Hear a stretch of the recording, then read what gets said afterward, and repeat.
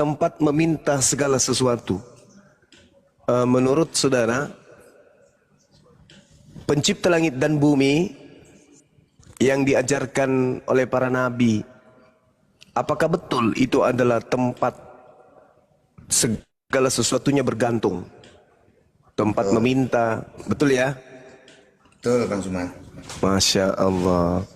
Kemudian dalil berikutnya dikatakan kemudian di dalam surah ini, lam yalida macam kau meminta pada walam yulada. Allah tidak beranak dan tidak pula diperanakkan. Pencipta langit dan bumi itu tidak beranak dan tidak diperanakkan. Apakah menurut saudara ayat ini keliru? Sabar Bang Claudio, habis ini giliran Anda saya terapi. Ya santai aja duduk situ ya. Santai-santai. Saya hanya ingin mengukur kemudian teman-teman Kristen dalam pandangan bertuhan di dalam kaidah akal. Tuhan pencipta langit dan bumi itu tidak beranak dan tidak diperanakkan. Saudara Nugroho, bagaimana pandangan saudara tentang kaidah itu? Setuju. Setuju. Yang terakhir, walam yakullahu kufuwan ahad. Tidak ada sesuatu pun baik di langit maupun di bumi yang setara dengan pencipta langit dan bumi. Setuju nggak? Atau gimana? Setuju. Allahu Akbar, Masya Allah, Masya Allah. Jadi dalam hal ini kaidah bertuhan di dalam Islam, seorang Kristiani dari sekte Katolik pun mengiyakan. Yang satu kenapa makannya perut kelapa? Dia dulu. Sabar Bang Claudio. Sabar Bang. Nanti saya turunkan loh kalau nggak kondusif. Lanjut Guru. Di mulut ada kipas angin di dalam kayaknya. Sabar dulu Bang, sabar. Hargai teman kita. Ya. Kipas angin. Ya, itu tadi. Begitu mic-nya dibuka habis. Berarti di mulut ada kipas angin. Walam yakullahu kufuwan ahad. Pencipta langit dan bumi itu tidak ada sesuatu pun yang setara dengan dia. Nah ini alhamdulillah saudara kita mengiyakan, karena itu memang masuk akal, masuk dalam rasio manusia. Nah sekarang silakan Anda memperkenalkan Tuhan yang Anda sembah, saudaraku. Saya pun boleh ditanya, apakah Bang Suma setuju kalau Tuhan menjelma menjadi makhluk dan seterusnya. Nanti saudara Nugroho tanya ke saya akan jawab. Tapi tolong yang di bawah ini yang telan kipas angin disuruh diam dulu. Silakan. Ya kalau di Katolik kan ya seperti biasa lah, menuhankan manusia. Nah, ya, gimana dong? Seperti biasa. Tadi katanya bukan manusia dan bukan manusia. Gimana itu Bang? Ya, ya, kalau di Katolik ya seperti biasa lah, menuhankan manusia, paus, uskup, kardinal, gitu-gitulah. Gitu. Jadi gimana itu Bang? Tadi Anda mengiyakan di Quran surah Al-Ikhlas. Iya. Ya, atau jangan-jangan sudah ya. mau meninggalkan Katolik juga ini? Oh, belum. Kami belum manusia mengikut wajah kami. Tuh kipas angin kan, coba kipas angin dalam mulut. Mungkin dia jual kecap nggak tuh Bang? Jual kecap nggak? Oh iya. Nah kau turun dulu aja lah, berisik. Lanjut Guru dah. Iya, jadi gimana saudara? Silakan. Ya itulah kalau kita di Katolik itu kan beda dengan Kristen ya. Kalau Kristen itu dia bisa mengemukakan pendapat dia. Kalau di Katolik itu ya terbentur doktrin. Dan hierarki tadi. Ya jadi namanya saya sering kok Bang Zuma, saya ngobrol sama Bang Arti ya, di otak saya masuknya tetap pikiran saya sama Bang Arti masuk nih pikirannya sejalan. Cuma pada waktu kita masuk ke ranah kekatolikan ya tetap aja yang dipakai kan Katolik, yang dipakai hierarki pastor, oh iya, gitulah, kita nggak bisa ngomong kan gitu. Baik, itu Bang Suma. Jadi kalau berbicara mengenai dogma, percaya nggak saudara kalau Yesus pun mendogma murid-muridnya? Iya, percaya. Oke. Ketika Yesus mendogma muridnya, waspadalah agar kamu jangan disesatkan, sebab banyak orang yang akan datang dengan memakai namaku dan berkata, akulah Kristus. Mereka akan menyesatkan banyak orang. Ini dogma Betul? Betul. Nah, jadi murid yang dimaksud Yesus di sini itu Bani Israel atau Katolik, Bang? Kalau di situ Bani Israel, Bukan Katolik. bukan, belum ada Katolikan dulu. Allahu Yesus Akbar. ngomong gitu kan.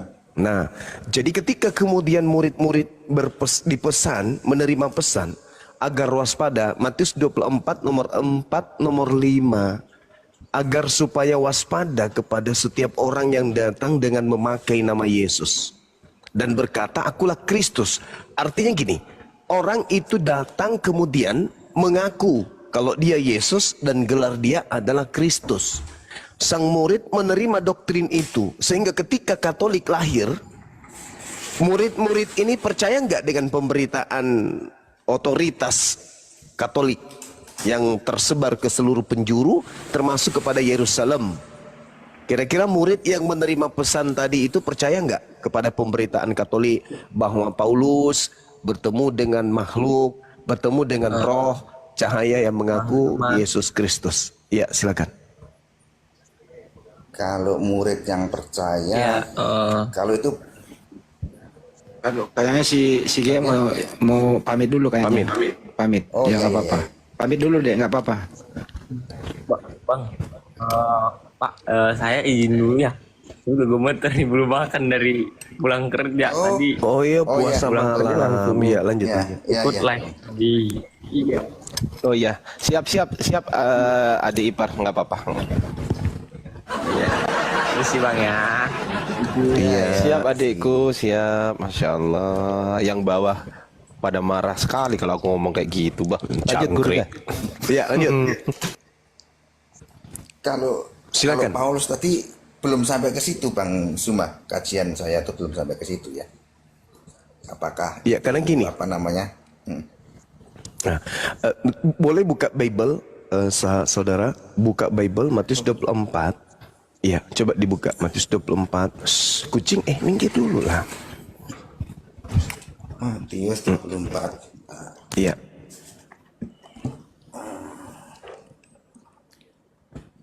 Di data nomor 3. Ketika Yesus duduk di atas bukit Zaitun, datanglah murid-muridnya kepada Yesus untuk bercakap-cakap sendirian dengan dia. Jadi ini pembicaraan rahasia ini. Pembicaraan rahasia, karena di situ mereka boleh dibilang ya spesial untuk percakapan yang sifatnya amanat. Katakanlah kepada kami, nah ini rahasia nih, katakanlah kepada kami, bila manakah itu akan terjadi dan apa tanda kedatanganmu? Apa tanda kedatanganmu? Yesus kemudian menimpali, tanda kedatanganku itu adalah, itu di data nomor 27 dan nomor 30 Bang. Itu data kedatangannya. Dia katakan sama seperti kilat memancar dari sebelah timur dan melontarkan cahayanya sampai ke barat, demikian pula lah kelak kedatangan anak manusia. Itu tandanya.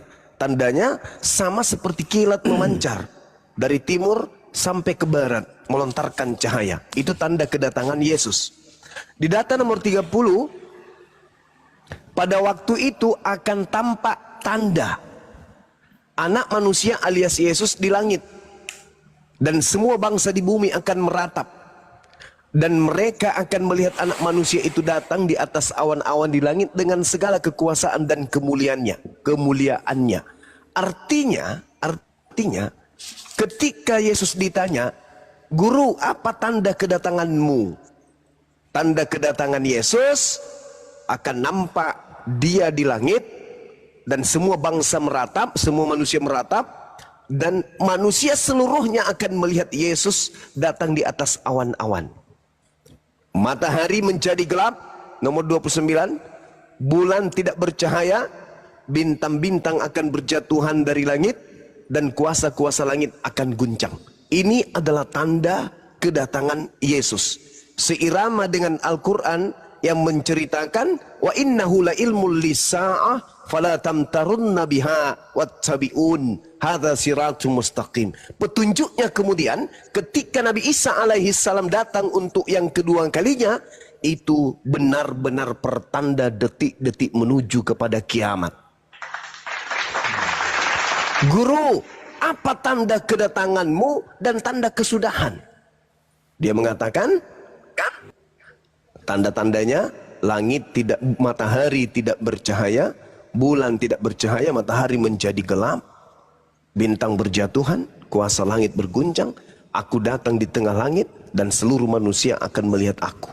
Itu tanda kedatanganku. Lalu Yesus tidak sampai di situ aja.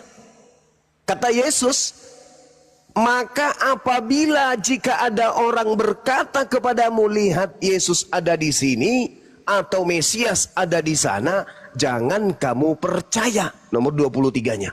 Sebab Mesias palsu, atau Yesus palsu, dan nabi-nabi palsu, atau rasul-rasul palsu akan muncul, akan ada, dan mereka akan mengadakan tanda-tanda dahsyat dan mujizat-mujizat sehingga sekiranya mungkin mereka menyesatkan orang-orang pilihan. Camkanlah, aku sudah mengatakannya terlebih dahulu kepadamu. Ini masih pembicaraan rahasia nih.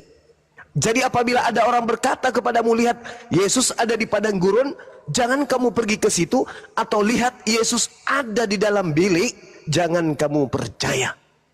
Nah, pertanyaannya kemudian, apakah tanda-tanda ini, matahari tidak bercahaya, bulan kemudian matahari menjadi gelap, bulan menjadi tidak bercahaya, bintang-bintang, apakah tanda ini kemudian datang kepada Paulus ketika dia mengaku, siapakah engkau Tuhan? Akulah Yesus yang kau aniaya. Berarti ada kedatangan tuh. Yesus kedatangan, apa Paulus kedatangan. Nah, tanda kedatanganku, bla bla bla bla. Kalau ada yang ngaku-ngaku aku tanpa tanda-tanda itu, jangan kamu percaya. Nah, coba bagaimana Saudara Nugroho menyikapi data Matius 24 ini? Silakan. Kalau lihat clue-cluenya pasti bukanlah pas waktu Paulus kedatangan Yesus, pasti Yesus kawin kan. Kalau lihat clue-cluenya. Bahaya ini. Saya tarik kesimpulan, Bang. Ketika kemudian di dalam Matius 23 sebelum Matius 24, Yesus kemudian menerangkan begini kepada murid-muridnya nih, lagi-lagi kepada murid-muridnya, bukan kepada Katolik, juga bukan kepada Islam. Apa kata Yesus? Berkatalah Yesus kepada orang banyak dan kepada murid-muridnya, ahli-ahli Taurat dan orang-orang Farisi telah menduduki kursi Musa. Sebab itu, turutilah dan lakukanlah segala sesuatu yang mereka ajarkan kepadamu. Artinya ajaran ahli Taurat ini dibenarkan oleh Yesus, ajaran orang Farisi ini pun diajarkan oleh Yesus. Tetapi, kata Yesus, janganlah kamu turuti perbuatan-perbuatan mereka. Karena mereka mengajarkan Taurat, tetapi tidak melakukannya. Ikuti perintahnya. Itu. Kemudian nomor 15-nya dikatakan begini oleh Yesus. Celakalah kamu wahai ahli Taurat. Celakalah engkau wahai orang-orang Farisi. Celakalah engkau wahai orang-orang munafik. Sebab kamu mengarungi lautan dan menjelajahi daratan, untuk mentobatkan satu orang saja menjadi penganut agamamu, dan sesudah ia bertobat, kamu menjadikan dia orang neraka, dan 2 kali lebih jahat daripada kamu sendiri. Satu. Yang kedua, di Galatia 2 nomor 8, Paulus mengaku, aku diutus kepada orang-orang yang tidak bersunat. Yang ketiga, Galatia 1 nomor 15, Paulus mengaku, aku diutus kepada non-Yahudi. Yang keempat, Paulus ahli Taurat, Paulus orang Farisi. Kalau kita merujuk kepada 1 Korintus 9 nomor 20-21, Paulus juga adalah orang munafik. Maaf, karena di sana dia mengatakan begini, kepada orang Yahudi saya mengaku Yahudi, kepada orang yang taat kepada Taurat saya mengaku taat kepada Taurat, meskipun saya tidak taat kepada Taurat. Nah, ini artinya munafik, mengaku orang Yahudi ketika ketemu orang Yahudi, mengaku Yunani ketika ketemu orang Yunani, mengaku taat Taurat ketika ketemu orang Taurat, mengaku tidak taat kepada Taurat ketika bertemu dengan orang yang tidak taat kepada Taurat. Munafik. Mohon maaf nih, pertanyaan saya kepada saudara, siapa ahli Taurat, orang Farisi yang menjelajahi daratan, menyeberangi lautan, kemudian mentobatkan orang di luar Yahudi untuk menjadi pengikutnya, yang Yesus katakan, engkau jadikan dia orang neraka. Ini siapa ini? Siapa oknum orang Farisi, ahli Taurat, yang mengaku dirinya diutus keluar, menjelajahi daratan, menyeberangi lautan, untuk mentobatkan orang di luar Yahudi? Silakan. Paulus ya. Paulus. Jadi yang tadi kemudian yang datang Paulus tuh. yang tadi datang kepadanya Paulus, Anda sendiri mengatakan itu adalah palsu, diduga palsu. Kemudian yang orang munafik nyeberangi lautan, pengikutnya orang neraka juga adalah Paulus. Lalu kurang apa lagi? Bukankah Yesus mengatakan hidup kekal itu adalah mereka yang mengaku dengan mulutnya bahwa engkaulah satu-satunya Tuhan, tak ada yang lain, dan mengaku Yesus adalah utusannya. Asyhadu an la ilaha illallah wa asyhadu anna Yesus Rasulullah. Ya tuh, ganti juta ya, ganti ya. Ganti juta. Jadi gimana? Hidup kekal itu adalah mereka mengenal engkau satu-satunya Tuhan yang benar dan mengenal Yesus Kristus yang engkau utus. Dalam bahasa Arabnya itu jelas itu. Asyhadu an la ilaha illallah wa asyhadu anna Yesus Rasulullah.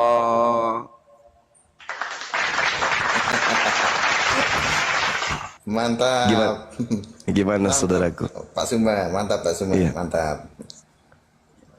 Ya itu memang kalau kita baca itu kayak gitu ya pasti kita kok kayak Ya, gini, kok selamat kayak gini. malam. Kipas Ya, angin. selamat malam. Apa sih dosa dan malam. salah Paulus ini? Enggak ada, Apa ya? enggak ada dosanya kalau menurut saudara Ya, kenapa Kristen. kau benci sama Paulus? Kita Kau tidak itu benci, siapa kalau Bang. dibandingkan dengan Paulus? Kita nggak benci, Bang. Paulus, Cuman Yesus. kau itu kalau dibandingkan dengan Paulus, kau itu siapa? Saya bos, Nah. bos, jangan ribut dulu bos, ini lagi ngobrol bos, diam dulu lah. Ya kan? Paulus Gitu. itu sampai Ya. dunia kiamat tidak bisa kepadam nama dia, kerasulan dia. Kau itu siapa? Iya, Bos, tahu. Jangan kebanding kau dengan Paulus. Lima aja. Paulus itu sejarah temadun manusia, sejarah manusia. Kau itu siapa? Paulus bertemu dengan siapa, Bang, di Ah, padang gurun? Kau siapa membandingkan Paulus? Saya Sampai tanya dunia Paulus kiamat ini. nama Paulus itu akan diingat manusia. Paulus Kau bertemu baru dengan lahir siapa, kemarin, Bang? kau. Bang, Kau itu Paulus baru lahir bertemu- kemarin. Iya, Lahir kan kemarin. penyesatnya berasal dari zaman Yesus, Bang. Karena penyesatnya harus datang kepada murid Yesus, Bani Israel. Berarti yang menggenapi kan dia kan? Diduga dia yang menggenapi kan ya? Karena dia mengaku bertemu. Siapakah engkau Tuhan? Dari mana Paulus tahu yang datang itu Tuhan? Ayo. Dari mana? Kau Di itu dalam siapa Mazmur- kalau dibanding dengan Paulus? Mazmur Paulus itu peradaban 58. manusia, sejarah manusia. Kau itu Mazmur siapa? Kau itu semua berdongeng penyesat saja kau. Mazmur 58, Bang. Penyesat itu sudah dipilih dari sejak dalam rahim ibunya. Paulus di dalam Galatia 1:15 mengaku aku Kau itu dipilih mau dari sejak dibandingkan dalam dengan rahim Paulus ibuku. dari jauh lah. Bang, jangan emosi napa, santai aja napa. Tidak bisa kepada nama Paulus itu. Kau itu siapa? Iya, maksud saya Paulus itu Kau itu rasulnya. siapa? Kau siapa? Saya bukan saya bukan Kau rasul, siapa? Bang. Alamak. Assalamualaikum. Baru lahir tadi malam kau itu. Gini Bang Itu Ya Paulus. memang penyesatnya sudah hidup dari 2000 tahun lalu, Bang. Paulus itu Menurut peradaban manusia, sejarah manusia. Sejarah agama. Kau itu siapa? Paulus itu yang Kau melantik itu baru sapam sosok keluar Yesus pagi tadi. Kristus untuk menyaingi pencipta langit dan bumi. Dia membuat Yesus Kristus ini setara dengan pencipta langit dan bumi. Itu, Bang. Dengan adanya Paulus, Oke. lahirlah Saya Tuhan di tanya- luar Yod-Heh-Vav-He, Saya tanya Tuhan dengan kau. Yahudi. Sebentar Saya Bang tanya Zuma. dengan kau. Sebentar Bang Claudio, sebentar. Saya tanya Zuma saya dulu. tengahin dulu sebentar Bang Claudio. Sabar. Bang Claudio mau diskusi apa enggak? Mau diskusi baik-baik enggak? Mau Saya enggak? tanya dia dulu. Saya tanya Mau Zuma. enggak? Mau enggak? Saya Mau tanya diskusi Zuma enggak? dulu. Mau enggak? Oke, Anda tanya, silakan dibawa tanyanya, silakan. Lanjut Gurunda. Itu Bang Sumah, Pak Sumah, Bang Ardi. Kalau memang kita diskusi nggak sepaham, ya kita ngapain kita harus kasar-kasar gitu kan? Nah, kan diskusi kan kalau nggak sepaham ya sudah kita terima kan gitu, kita renungkan kan seperti itu. Ngapain kita harus kayak gitu? Lanjut, Iya. Pak Sumah. Iya bang, iya bang. Jadi seperti itu adanya bang. Kenapa kemudian cerita-cerita ini harus diungkap? Karena pencipta langit dan bumi itu mencintai kita, mencintai manusia ini. Allah itu maha pengasih. Ketika kemudian si pembawa rahmatan lil alamin nuzul ke atas muka bumi ini, maka perintahnya kemudian ud'u ila sabili rabbika bil hikmah. Serulah manusia. Artinya serulah orang Kristen, semuanya, apapun agamanya, ajak mereka kepada kebenaran. Itu perintah Quran. Kalau di agama saudara kan jelas tuh, jadikanlah seluruh bangsa menjadi pengikutku. Tapi yang menjadi pertanyaan, yang keluar dari goa milik Yusuf Arimatea ini, itu siapa? Karena Yesus mengatakan bahwa kedatanganku nanti yang kedua, tanda-tanda itu menyertai. Nah, sedangkan ketika ada yang keluar dari kubur, itu justru identik dengan pengakuan Yesus di dalam Yohanes 12 nomor 31. Apa kata Yesus? Penguasa dunia sudah dilemparkan keluar. Keluar dari mana? Kalau keluar dari Ganbi Eden, mustahile. Kenapa? Karena sejak Adam dicipta pertama kali, iblisnya sudah dilemparkan keluar dari Ganbi Eden. Satu-satunya kandidat adalah Yesaya 14, nomor 12, nomor 13, nomor 14, endingnya di nomor 15. Ketika iblis naik ke awan-awan ingin menyaingi Tuhan, ingin kemudian posisi Tuhan itu diambilnya, apa kata dalil tersebut? Justru sebaliknya, ke dalam kubur engkau akan dilemparkan dan dicampakkan. Berarti iblisnya dilemparkan ke alam kubur. Makanya Yesus mengapa menjadikan simbol angkatan jahat itu identik dengan keluar dari kubur pada hari ketiga. Di dalam Matius 12 nomor 38 dan seterusnya. Ketika Yesus ditanya, Guru, ya paman, berikan kami tanda. Apa kata Yesus? Angkatan jahat ini minta satu tanda, dan tidak akan diberikan satu tanda apapun kecuali tanda Yunus, sebab Yunus 3 hari 3 malam dalam perut ikan. Demikian juga manusia 3 hari 3 malam dalam perut bumi. Artinya angkatan jahat diberikan simbol pada hari ketiga ada yang keluar dari kubur. Ya. Apakah murid yang asli percaya? Tidak. Mana dalilnya? Silakan arahkan pandangan saudara-saudara sekalian, Islam maupun Kristen yang punya Bible, buka di dalam Lukas 24 nomor 9, nomor 10, nomor 11, endingnya di nomor 12. Apa katanya di sana? Maria in the gang ke kubur pagi-pagi itu, kemudian di subuh minggu itu.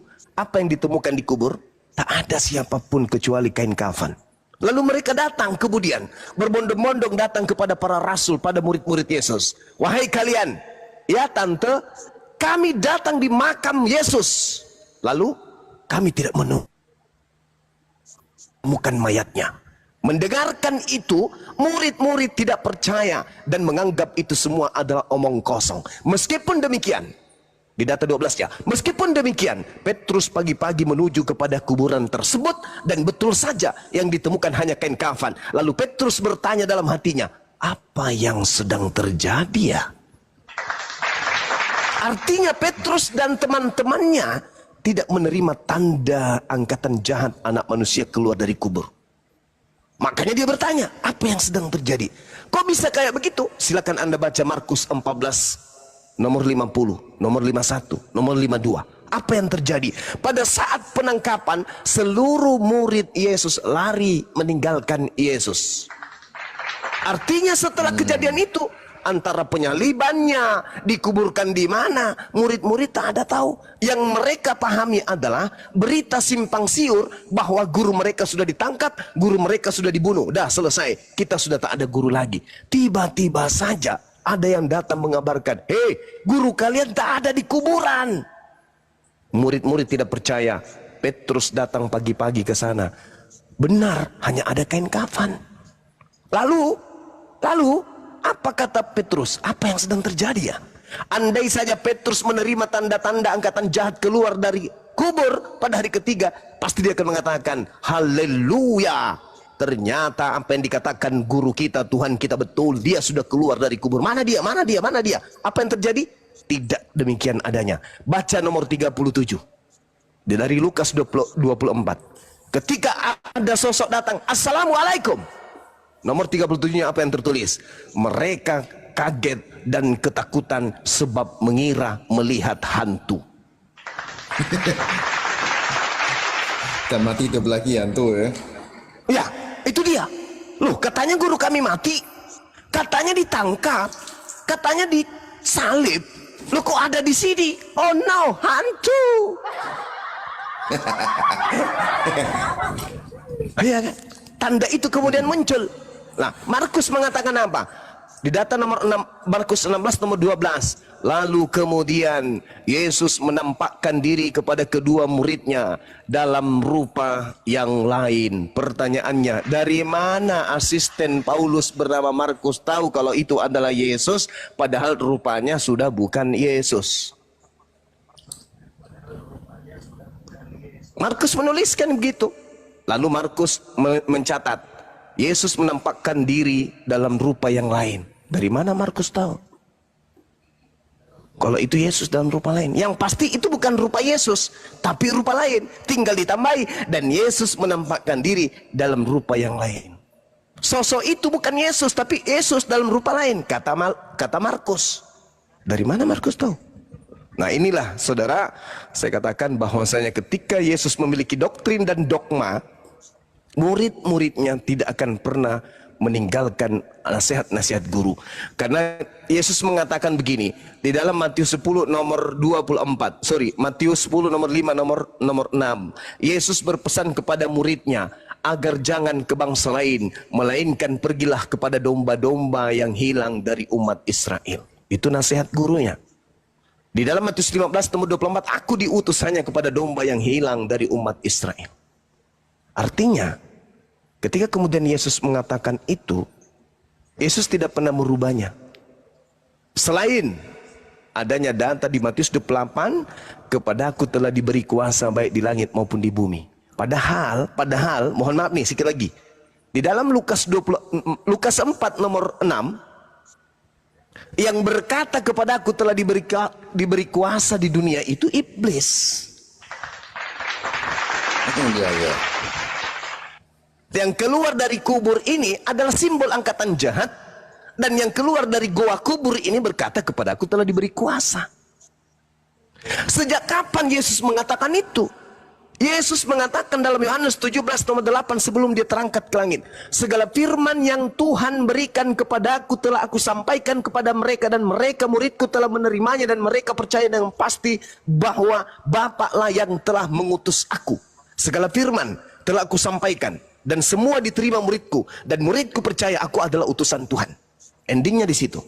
Adakah firman di antara seluruh firman, sederetan firman yang Yesus sampaikan, yang Yesus ucapkan kepada aku telah diberi kuasa di langit dan di bumi? Nggak ada. Padahal ucapan Yesus sudah selesai semuanya. Segala firman telah aku sampaikan. Tak ada lagi penambahan. Adapun kepada aku telah diberi kuasa, itu ucapan iblis ketika Yesus mencobai Yesus. Di dalam Lukas 4. Wahai Yesus, ya setan, sembahlah aku. Sembahlah aku, kata iblis. Aku memegang kuasa dan kemuliaan langit dan bumi. Jika engkau menyembahku, maka aku berhak memberikan kepada siapapun yang aku kehendaki, kata iblis. Tapi apa yang terjadi, saudara? Yesus itu orang suci. Dia manusia yang suci. Iblis tidak berkuasa. Yohanes 14 nomor 30. Iblis tidak berkuasa sedikit pun atas diriku, kata Yesus. Maka iblis di sana diceritakan di dalam Lukas 4 di data nomor 13-nya, setelah iblis menyelesaikan pencobaannya kepada Yesus, iblis mundur dari Yesus, dan kalimat terakhir, iblis menunggu waktu yang baik, waktu yang tepat. Dia coba Yesus, gagal. Nggak bisa ini. Padahal iblisnya ingin menggunakan nama Yesus ini untuk tenar. Ketika Yesus kalah pada pencobaan itu, Yesus, ya paman, sembah aku. Andai Ya, saja, paman. andai saja Yesus tunduk terhadap pencobaan iblis, Yesus yang melakukan mujizat di tengah-tengah Bani Israel, membangkitkan orang mati, membuat orang lumpuh berjalan, orang buta melihat, seketika itu kemudian tunduk kepada iblis, maka sejazirah Yerusalem, Palestina pada saat itu akan berserah diri menyembah kepada yang Yesus sembah, yaitu iblis. Iblis tahu kalau saya pengaruhi ini si Yesus, maka seluruh orang Israel akan menyembahku karena Yesus punya pengaruh besar.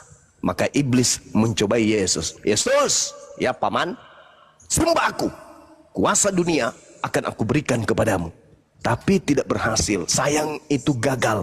Maka iblis mundur dan menunggu waktu yang tepat. Pada manakala waktu tepat itu? Nah, pada saat kemudian iblis merasuki Yudas, iblis merasuki imam kepala mahkamah agama orang Farisi untuk berkongkol membunuh yang namanya Yesus, iblis bersatu padu ingin mencelakai Yesus.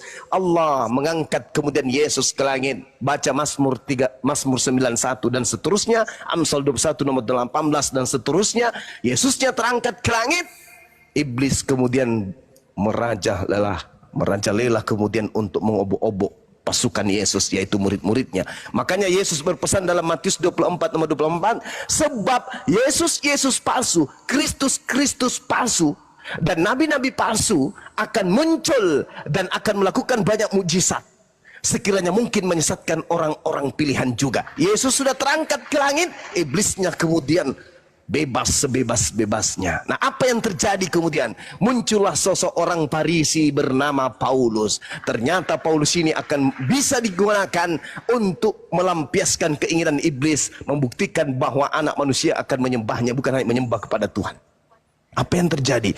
Kalau saudara tidak percaya apa yang saya katakan ini, silakan buka Kisah Para Rasul bab 16, nomor 16, nomor 17, nomor 18. Iblis muncul kemudian melalui sosok orang tukang tenung untuk memproklamirkan kerasulan Paulus. Iblisnya berkata, dia inilah Paulus, utusan yang maha kuasa, utusan yang maha tinggi, sebagai jalan keselamatan kepada kalian. Iblisnya berteriak-teriak beberapa hari kemudian memproklamirkan, mengkampanyekan kerasulan Paulus. Berarti, Sehingga apa yang terjadi? Ya, silakan saudara. Maaf, kepanjangan, silakan. Mas Umar. Ya, Ya. berarti SK-nya Paulus jadi rasul, SK-nya yang teken iblis tuh. Masya Allah. Silakan Anda dibuka teman-teman Narasi Kristen. gitu kan, berarti kan SK-nya yang teken iblis. Kalau narasinya seperti itu. Kan? Mungkin Dinda Ardiansa masih tidur? Silakan. Saya masih tidur, Gurunda. Gimana? Ya.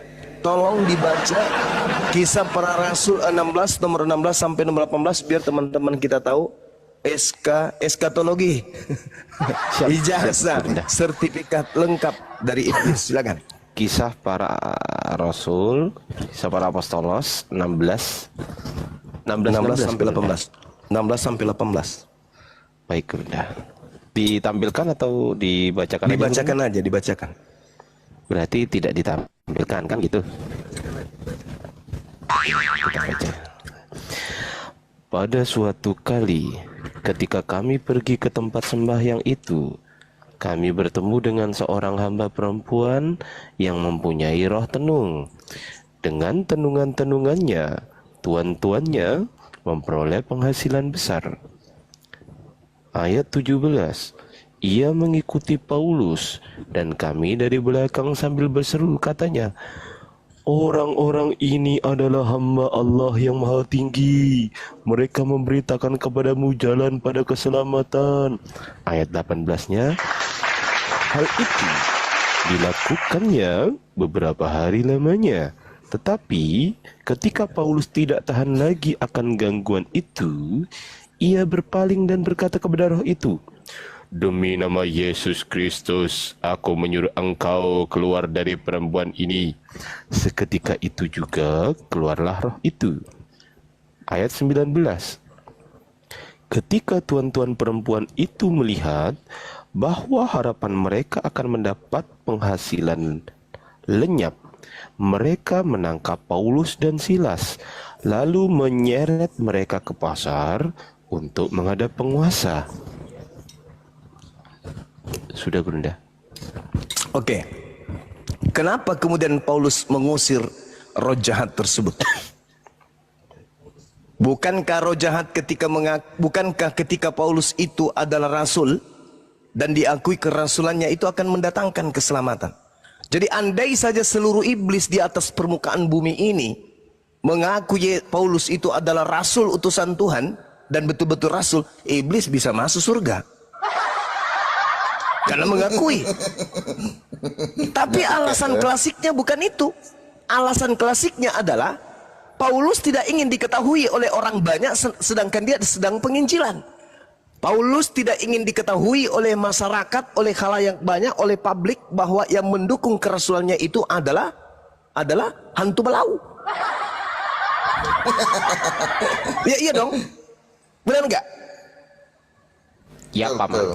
Ah, itu dia. Sekira segitu untuk sementara, bahwasanya ketika kemudian ada keadaan di mana Yesus berpesan kepada muridnya dengan dogma, waspadalah agar kamu jangan disesatkan sebab banyak muncul penyesat memakai namaku Yesus. Berarti penyesat itu mengaku Yesus dan berkata akulah Kristus. Berarti penyesat itu muncul dan berkata akulah Kristus. Endingnya di mana? Kita lihat. Galatia 1 nomor 1, nomor 11, nomor 12. Adinda Jibril, Ardiansa boleh baca terakhir ini sebelum diambil alih oleh teman-teman. Siap, Paman. Galatia 1 buka, Dek. Siap, Galatia 1. Nomor satunya baca coba. Dari nomor 1 ya, Gurunda? Nomor 1 iya. Siap. Dari Paulus, seorang rasul bukan karena manusia, juga bukan oleh seorang manusia, melainkan oleh Yesus Kristus dan Allah Bapa yang telah membangkitkan dia dari antara orang mati. Oke. Ayat 2-nya Gurunda? Nomor 11. Oh, nomor 11. Penegasannya iya. Baik. Sebab aku menegaskan kepadamu saudara-saudaraku bahwa Injil yang kuberitakan itu bukanlah Injil manusia. 12. Karena aku bukan menerimanya dari manusia dan bukan manusia yang mengajarkannya kepadaku, tetapi aku menerimanya oleh pernyataan Yesus Kristus. Nah, kesimpulan dari 3 data di Galatia 1 ini, yang datang kepada Paulus itu bernama apa? Bernama siapa? Kalau Yang mengajarkan Injil kepada Paulus bernama?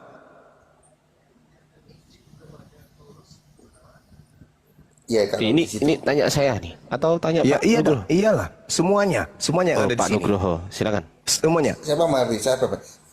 Belum. Iya, Gimana, yang Mardi? mengajarkan Siapa? Injil kepada Paulus itu bernama siapa?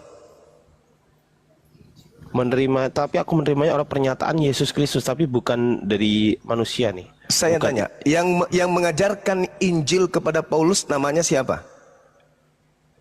Yesus Kristus. Yesus Kristus. Menurut Paulus, kejujuran dan penegasan Paulus ini, Yesus Kristus yang datang kepadanya manusia atau bukan?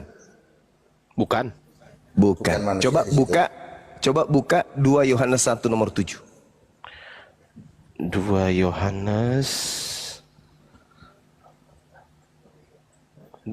berapa tuh Bunda? 1 nomor 7. 1 nomor 7. Baik, kita baca di sini. Sebab banyak penyesat telah muncul dan pergi ke seluruh dunia yang tidak mengaku bahwa Yesus Kristus telah datang sebagai manusia. Itu adalah si penyesat dan antikristus. Yang tidak mengaku Yesus Kristus datang sebagai manusia, itu siapa? Penyesat dan antikristus. Tadi ia mengaku menerima Injil dari Yesus dan Yesus bukan manusia, itu siapa? Paulus. Allahu Akbar. Baca Kisah Para Rasul 24 nomor 5 terakhir. Siap, Paman. Kisah Para Rasul 24 nomor 5. nomor 5. Oke. Telah nyata kepada kami bahwa orang ini adalah penyakit sampar, seorang yang menimbulkan kekacauan di antara semua orang Yahudi di seluruh dunia yang beradab, dan bahwa ia adalah seorang tokoh dari sekte orang Nasrani. Pergi ke seluruh dunia mengajarkan Yesus datang kepadanya bukan sebagai manusia. Ternyata dia adalah tokoh dari Nasrani atau tokoh dari Kristen. Makanya dia dijadikan sebagai rasul. Nah, mungkin sekian dari saya. Terkait dengan hal ini, saya hanya ingin menyampaikan kepada saudaraku Nugroho bahwa Paulus itu ketika diceritakan dalam Kisah Para Rasul 21 nomor 15 sampai nomor 26, di situ saudara boleh baca, rupa-rupanya Paulus bertobat dari mengajarkan ajaran Katolik.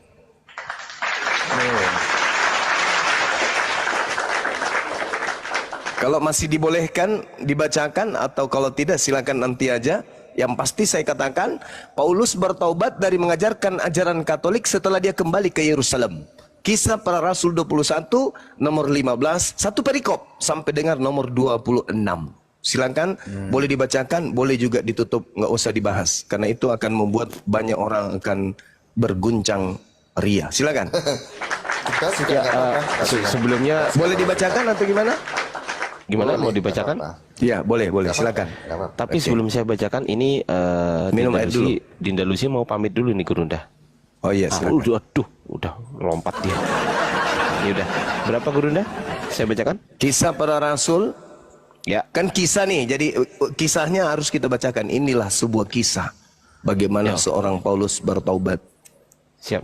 Kisah Para Rasul Ya. berapa? On cam dulu Bang Arti. Ini ada yang dikira aku nyamar-nyamar pula nanti. Oh iya, on cam dulu. Kisah Para Rasul berapa? 21 nomor 15 Nomor 15 sampai nomor 20, satu perikop. Oh, satu perikop 15 sampai 26. Oke, siap. Ini adalah kisahnya. Saya akan bacakan kisahnya.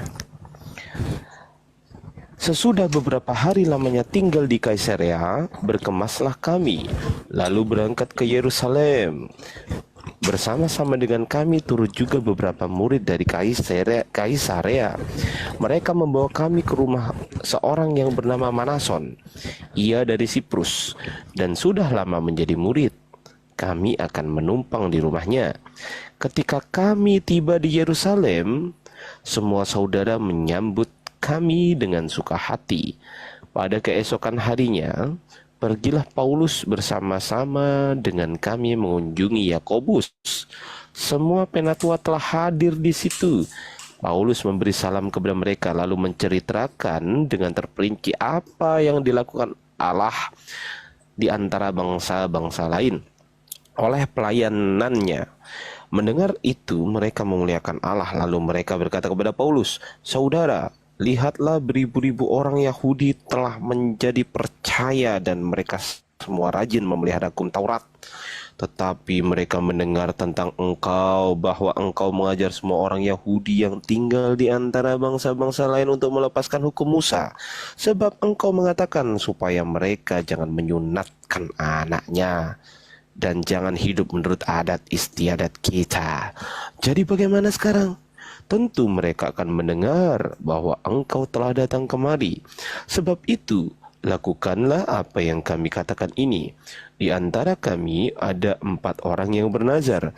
Bawalah mereka bersama-sama dengan engkau. Lakukanlah pentahiran dirimu bersama-sama dengan mereka, dan tanggunglah biaya mereka, sehingga mereka dapat mencukurkan rambutnya. Maka semua orang akan tahu bahwa segala kabar yang mereka dengar tentang engkau sama sekali tidak benar, melainkan bahwa engkau tetap memelihara hukum Taurat. Tetapi mengenai bangsa-bangsa lain yang telah menjadi percaya, sudah kami tuliskan keputusan-keputusan kami, yaitu mereka harus menjauhkan diri dari makanan yang dipersembahkan kepada berhala, dari darah, dari daging binatang yang mati dicekik, dan dari perjabulan. Pada hari berikutnya, Paulus membawa orang-orang itu serta dengan dia dan ia mentahirkan diri bersama-sama dengan mereka, lalu masuk ke bait Allah untuk memberitahukan bila mana pentahiran akan selesai dan persembahan akan dipersembahkan untuk mereka masing-masing. Terima kasih Bang Ardiansa. Suaranya enak bener Bang Ardiansa. Saya Biasa minum jadi dulu MC ya. kali. Saya minum dulu Biasa jadi lanjut. MC wedding. Biasa jadi MC wedding. Iya. Jadi di situ Paulus kemudian melakukan pentahiran. Orang Yahudi kalau melakukan pentahiran itu menurut Yesus di dalam Matius 8 nomor 4, pergilah perlihatkanlah dirimu kepada imam.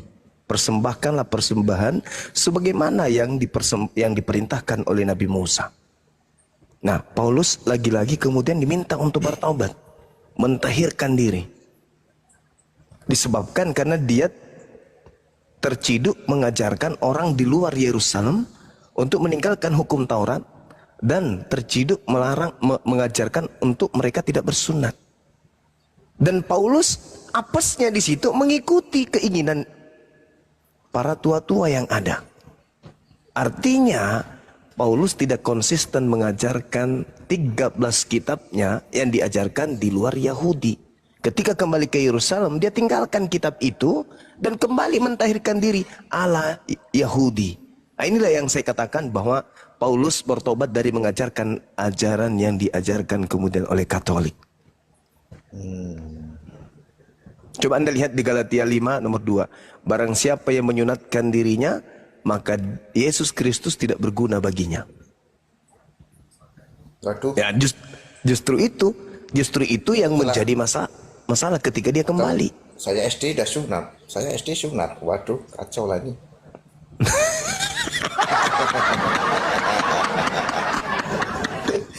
Masih ada paha ayam, Bang. Paha ayam bisa sambung kulup, paha ayam. Cuman saya tidak jamin 3 bulan tumbuh bulu ayam di situ. SD saya tahun 8 berapa ya? 86 lah saya sunat tahun SD 86. Allahu Akbar. Di gereja Saudara Nugroho ini punya posisi? Oh, enggak lah. Kalau kita Katolik kan nggak pakai posisi, posisinya cuma pastor itulah. Kalau Pastor. Saya bagian Pak Suma. Kalau di Penari gereja latar, itu bukan bagian intelijen. Bagian intelijen. Jadi jarang nampak di gereja kan, bagian intelijen. Oh, misionaris maksudnya? Bukan intelijen bagian, kan kalau intelijen kan nggak pernah pakai seragam. Nah kalau aku intelijen nggak pernah nampak di gereja, jadi alias jarang ke gereja. Alamak. Makanya kan intelijen bagian intelijen.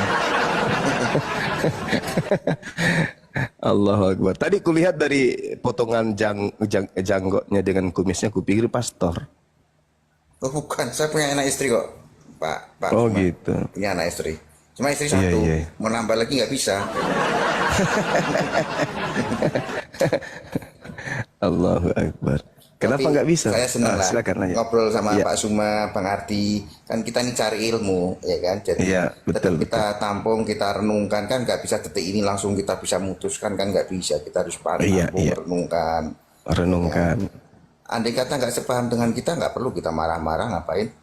Ya kan? Iya, betul. Seperti itu kalau menurut saya. Ini ciri-ciri orang Katolik yang menggunakan akal ini gini. Ngapain lawan akal gitu kan ya? Ya, lagian kalau kita memang kita kan diskusikan jujur sarannya Pak Suma. Kalau memang Iya. itu tidak sesuai ya kita ngomong dalam hati kan kita ngomong ini nggak sesuai. Ya, kayak gunung judi itu kan memang yang benar di Al-Quran bukan di Bible ya kita ngomong yang benar di Al-Quran udah sampai sana kan gitu. Ya, kan, nggak perlu Allahu kita harus Akbar. bela-belaan mati-matian kalau masalah ya salah bener kan gitu. Perlu kita bela-belain mati-matian ngapain? Store KTP, Kalau KTP tanda tangan di atas kertas putih, ya kan? Langsung Zuma. Masih berat. Ya, masalahnya prosesi ibadahnya Islam itu berat. Oh, Itu biasanya. juga Bang Suma. Saya kan banyak.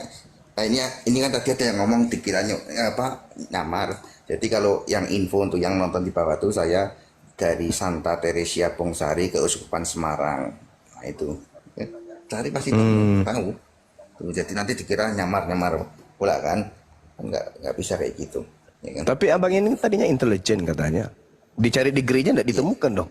Paling bagian nongkrong di parkiran maksudnya. Dulu, tapi sekarang karena sudah ada anak istri ya mau nggak mau lagi kita kasih contoh kan, nggak enak lah. Oh siap. Jadi kalau masalah ibadah gini, mungkin pada waktu saya masih kecil juga ikut puasa kan, karena saya kan sering keluarga muslim. Jadi kalau pas liburan panjang tahun-tahun 85, 86 tuh kalau lebaran gini kan libur panjang sekolah tuh kan. Nah, jadi ya ke rumah kakek di Pekalongan kan ikut puasa. Oh karena keluarganya ada yang muslim. 98 kakek ada pondok Pak Suma di Pekalongan. Oh Ada pondok. gitu. Iya.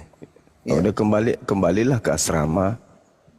Karena ibu dulu muslim. Ibu dulu muslim terus nikah sama bapak Katolik, terus lahir saya.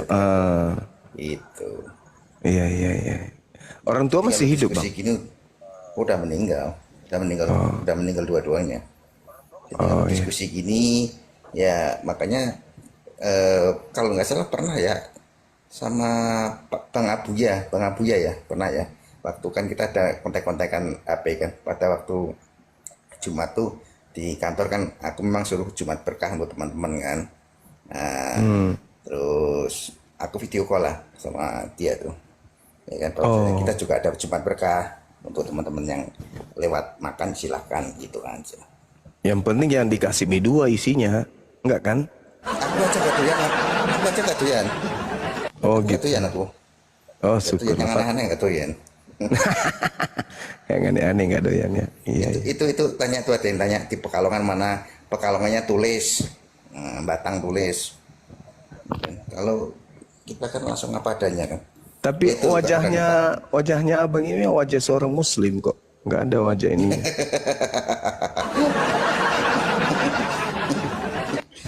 memang saya pasti di kita muslim pasti, ya kan. Iya. Kayak gini. Inilah bagusnya kok. Iya, gimana bang? Kan kalau ya ini kita ngomong apa adanya ya. Kalau Al-Quran itu kan memang saya yakin tetap dari Allah Subhanahu Wa Taala. Itu positif. Allahu Akbar. Masya Allah. Nah, kita ngomong gini nggak salah-salahan kan sudah saya buktikan. Nggak mungkin kan Nabi Muhammad tuh literasi sampai Spanyol sampai Turki kan belum ada literasinya. Jadi kalau di Al-Quran ada info itu dari mana coba kalau nggak dari Allah Subhanahu Wa Taala kan gitu. Nggak Betul. mungkin kan. Terus kapan mau Di masjid sering bang. Kakek ada Ngapain? masjid juga kan. Iya. Kan kakek ada masjid, ya kan? Oh, iya. Kalau ke Arab ke Jadi intelijen Saudi juga Arabia di sana kan berarti. Kalau kemarin Hagia Sophia masuk, Hagia Sophia masuk karena dikira Muslim kan baru boleh masuk. Oh iya. Ya kan waktu kan berjalan Pak Suma, Pangarti ya kan. Kita kan nggak tahu, besok kita renungkan, oh gini kan nggak bisa langsung detik ini juga langsung kita oh gini ya kita harus renungkan dulu kan. Yang penting jangan merenung terus bang sampai nyajal datang ya. Mati dalam keadaan merenung. Soalnya kita tuh kalau mau mempelajari gini kerjaan numpuk ya kan, itu dia. Kalau malam-malam kan santai. Oh iya. Semua. Siap. Tapi ya by the way aku pernah lihat ini kita omong ya Pak Suma ya. Iya. Apa saya kok seneng lihat Pak Suma terlepas dari debat segala macam. Jadi debat Kristen, debat Muslim. Saya pernah dengar Pak Suma itu mendoakan orang yang sakit enggak tuh, yang anak-anak sakit itu. Iya kan? Iya. Kalau nggak salah ya. Iya. Itu belum aku jumpai satupun yang Kristen kayak gitu. Belum aku jumpai. Allahu Akbar. Kalau itu kan kalau lihat kan berarti kan omdo. Kalau cuma khotbah apalah susah kan? Apalah susah. Apalah susah. Apalagi kalau dapat 10% kan gampang kan, pasti semangat. Asik. Kalau Katolik tuh pastornya kan kere-kere karena memang nggak dapat 10% kan, jadi kurang semangat tuh pastornya kan. Nah, Iya. tapi yang saya seneng dari Pak Suma itu mendoakan orang sakit pada waktu itu kan, pada waktu ada yang sakit tuh kan, nah, adik-adik itu kan masih anak muda itu kan, nah itu. Nah, ini. Oh iya, Masya Allah. Terlepas dari segalanya, berarti menurut saya ya hati Pak Suma itu baik menurut saya. ya kan? Alhamdulillah, Masya Allah. Tuh, menurut saya. Soalnya kan nggak ada ditemui di Kristen doain gitu. Yang ada manggil Tuhan kan. Dengan nama Tuhan Yesus engkau bisa berjalan. Ngomong kosong. Nggak mungkin. Nggak mungkin. Kenapa saya nggak mungkin? Nggak mungkin kalau memang Yesus itu kan dituhankan. Saya juga menuhankan Yesus. Masuk kita panggil mau datang, ya nggak mungkin. Datang ya kiamat. Nah, itu dia kan nggak mungkin dengan nama Matahari Yesus nggak bercahaya datang, lagi. nggak mungkin. Itu omong doang. Soalnya di Katolik kan nggak ada kayak gitu kan. Pastor mana ada kayak gitu. Nggak ada. Iya. Tapi saya nganulah Pak Suma. Lihat Pak Suma baik karena mau mendoakan orang terlepas dari dakwah segala macam tuh, memang di samping dakwah juga jalankan juga, ya kan, seperti itu. Walaupun cuma doa itu orang lihat simpel, tapi itu sangat berharga karena langsung ke yang di atas kan, gitu kalau menurut saya. Iya, Masya Allah. Luar biasa ini. Abang kita Nugroho ini. Tinggal dibasuh aja wajahnya dengan air wudhu ini bercahaya kali. Cuma ada satu saya mau nanya ke Pak Nugroho, satu doang. Iya, silakan. Iya. Dari. Gejala awalnya apa Bang Nugroho? Gejala awal. Itu doang sih. Gejala awal apa tuh? Sehingga Anda begini. Begini gimana tuh? Ikut orang tua Bang Andi. Oh, gejala awalnya ikut orang tua. Iya kan, bapak kan Katolik, ya, nikah sama ibu, bapak kan tentara loh. Rencana selanjutnya mau kemana Bang? Merenung. Belum ada plan. Belum ada plan. Belum ada plan. Tapi Ya, itu. tapi ya makasih lah kalau ada masukan-masukan baca Bible tadi kan saya jarang Pak Suma. Kalau nggak Pak Suma Bang Arti baca gitu kan kita jarang baca. Gitu karena kadang-kadang kan kita ini sudah terlena dengan keadaan sekarang toh. Ini kan sudah enak gini kan. Nah, itu kadang-kadang jadi kita tanpa berpikir religius, ngulas yang ini, ngulas yang itu. Gimana mau ngulas Bible gitu-gitu kan, baru ngulas sudah ditelepon, ya kan, angsuran truk lah, angsuran inilah, angsuran itu kan. Nah itu. Kalau kita usahakan pasti pusing Pak Suma, enaklah kerja di kantor. Izin Betul. Bang Suma, kita Iya, silakan. ada tamu, izin. Makbel masih monitor Makbel?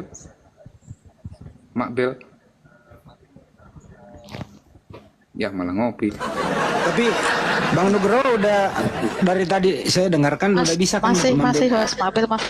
udah bisa kan membedakan mana manusia mana Tuhan ya. Udah bisa bedain ya Bang Nugroho. Udah dari dulu sudah bisa. Dari dulu.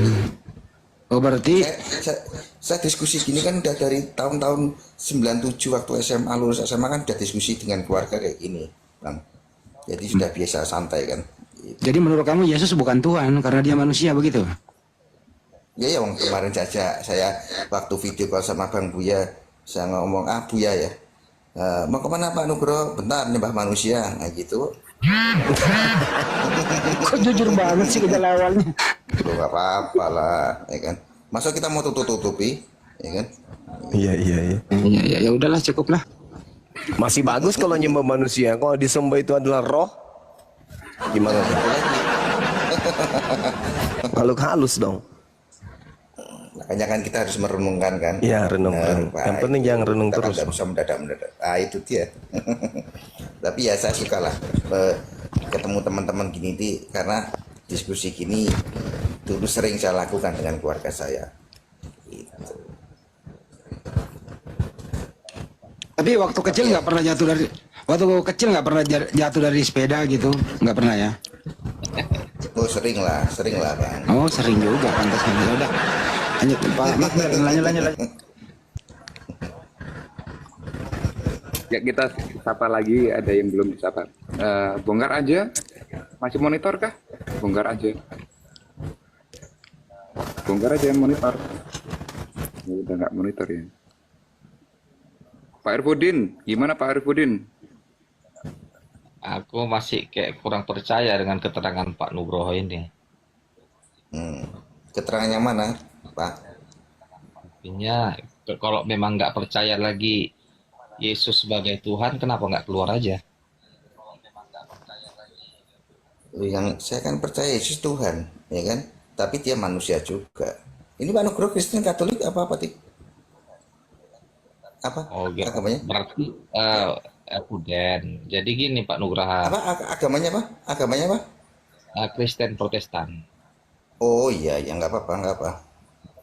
Artinya janganlah kita memframing bahwa seakan-akan Bapak nggak percaya Yesus ada Tuhan. Karena pertanyaan Hendy tadi, Nugroha masih percaya nggak Yesus adalah Tuhan? Oh, saya nyembah manusia gitu kan. Jangan ditutup-tutupi.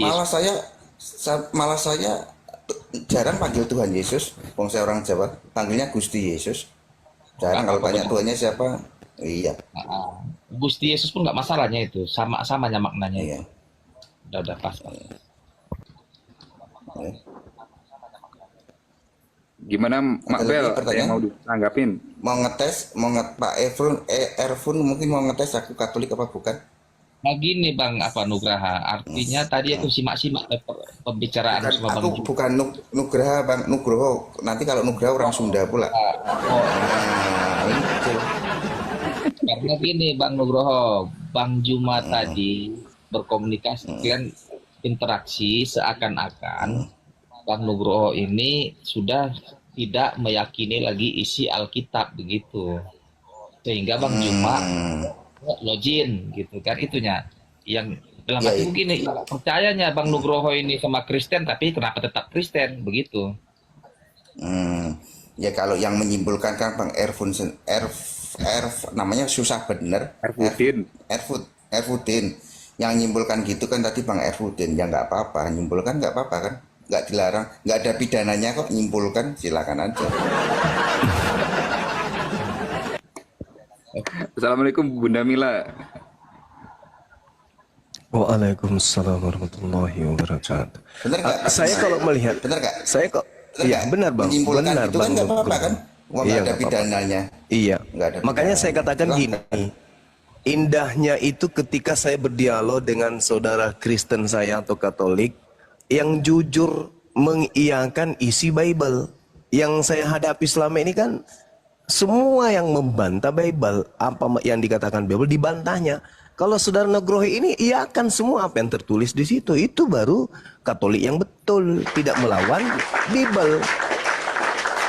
Cuma bedanya dengan Kristen, kalau kita Katolik kan walaupun mengiyakan semua, walaupun kita sepikiran Pak Suma, cuma kan yang dipakai otoritas tetap pastor, apa yang diomongkan Ya, itu tadi. yang kita pakai itu kan. Yang itu tadi dogma, aku bilang. Iya. Dan Yesus pun Jadi mendogma muridnya, kan gitu. Kalau ada yang menyimpulkan, wah Pak Nugroho ini menyesatkan gini-gini, ya itu kan kesimpulan asumsi sendiri, nggak apa-apa, nggak ada pidananya. Sekali lagi pasal tuh nggak ada, menyimpulkan tuh pasal nggak ada, nggak apa-apa, aturlah, nggak apa-apa. Iya, benar.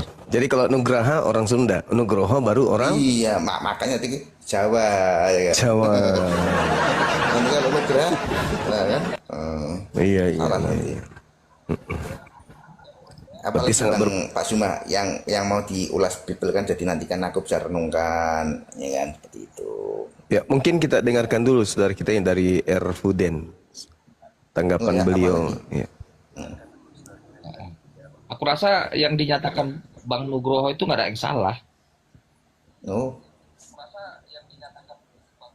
Nggak ada, biasa aja. Artinya kalaupun Bang Nugroho mengatakan aku menyembah manusia kemanusiaannya, Yesus memang manusia. Tapi dia juga Allah. Begitu. Kalau saya melihat Bang Erfuden, kalau yang Anda katakan Yesus manusia dan juga Yesus itu Allah, bukan anak Maria itu Bang. Yang Anda maksud itu mungkin yang datang ke Paulus itu. Karena Yesus sendiri tidak pernah mengaku kalau dia itu adalah Allah itu sendiri. Tidak pernah mengaku dialah Alfa dan Omega. Dia tidak pernah mengaku kepada aku telah diberi kuasa. Itu anak Maria itu enggak. Dia hanya mengatakan aku tidak dapat berbuat apa-apa dari diriku sendiri. Pengakuan-pengakuan oknum Yesus yang Anda katakan tadi itu adalah pengakuan oknum Yesus yang diduga bukan Yesus tapi yang palsu.